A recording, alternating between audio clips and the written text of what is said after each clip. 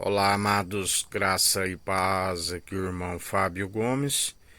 Em mais um dia nos sustém aquele que nós depositamos a confiança unigênito do Pai, primogênito de toda a criação e ressurreição para todo aquele que nele crê não pereça, mas tenha vida com abundância e alcance a ressurreição do último dia.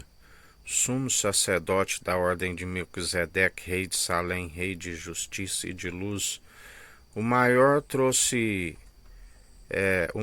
abençoou a promessa, aquele da promessa, porque não se achou outro maior, trouxe pão e vinho, aquele que é o pão da vida, aquele que é a água transformada no vinho novo, e aquele que permanece, segundo ele o faz como odres novos. O vinho novo e odres novos, ambos se conservam, mas se derramar o vinho novo em odres velhos, ele se rompe. Assim nos ensina o Senhor. Por isso, até aqui nos ajudou aquele do qual nós depositamos a confiança, aonde ele sempre nos faz perseverar, porque ele não tem prazer se retrocederes. E assim nós perseveramos pela condução e obediência ao seu Espírito, o ouvido sempre apto a ouvir aquilo que ele diz, e todo aquele que acata suas advertências permanece firme e constante naquele que nos sustém e nos ajuda. E assim ele tem cuidado de nós, não tosqueneja, não dormita, a sua fidelidade dura para sempre.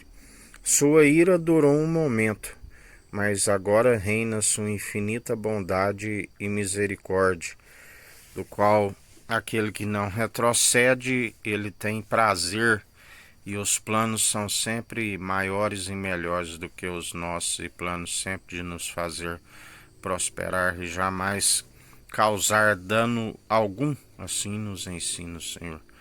Por isso, perseverai, porque não é em vão a perseverança, a palavra diz, se não desfalecer, porque ele não tem prazer naqueles que desfalecem, mas antes daqueles que seguem segundo o Espírito, que é de ousadia, de intrepidez, de poder, de equilíbrio, aqueles que falam na presença do autor e consumador da nossa fé, na eloquência, aonde não são palavras meramente humanas destituídas de sabedoria, mas antes palavras acompanhadas daquele que é do alto poder e autoridade, para pisar serpentes e escorpiões, aborrecer o mal constantemente e perseverar.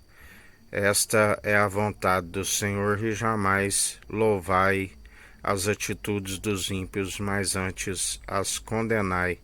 Assim como ele ensina, não se deis vencido pelo mal, mas antes vencei o mal pelo bem, sujeitando ao Espírito de Cristo e resistindo ao diabo, e ele fugirá de vós. Que a graça do nosso Senhor e Salvador, Cristo Jesus, esteja convosco, assim como ele está no meio de nós.